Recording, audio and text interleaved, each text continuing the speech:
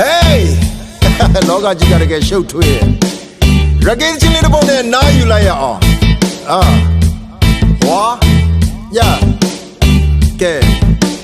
ရဂေးချင်းတဲ့မှာစီမျောရတာအပြစ်တွေကင်းပါတယ်ရဂေးချင်းများကိုဟစ်အော်ရတာစိတ်ချစရာပဲလောကကြီးကတကယ်ရှုပ်ထွေး